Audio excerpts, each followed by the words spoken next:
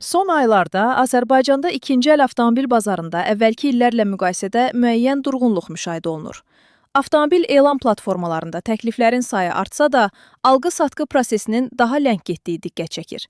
Bazar iştirakçıları bunu qiymətlərin yüksək qalması, kredit şərtlərinin sərtləşməsi və alıcılıq qabiliyyətinin zəifləməsi ilə əlaqələndirirlər. CP-Info-Azın araşdırmasına görə, xüsusilə 10-20 min manat aralığında olan avtomobillərə tələbat əvvəlki dövrlərlə müqayisədə azalıb.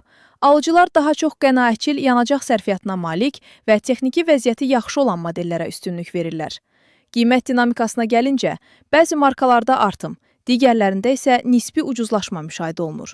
Xüsusilə ehtiyat hissələrinin əlçatanlığı və servis xərclərinin aşağı olması səbəbindən Toyota Prius, Hyundai Elantra və Kia Rio kimi modellər bazarda dəyərini qoruyub saxlayır. Hibrid avtomobillərə marağın artması nəticəsində bəzi Prius modellərinin qiymətində son bir ildə 5-10% bahalaşma qeydə alınıb. Əksinə, mühərrik həcmi böyük olan və yanacaq sərfiyyatı yüksək avtomobillərə maraq azalıb. Bu səbəbdən bəzi köhnə buraxılış, Mercedes-Benz E-Class, BMW 5 Series və iri həcmli yolsuzluq avtomobillərinin satışında ləngimə və qiymətlərdə müəyyən enmə müşahidə edilir.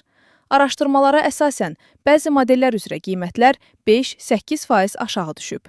Bazarda diqqət çəkən digər məqamlardan biri də Çindən idxal olunan yeni avtomobillərin sayının artmasıdır.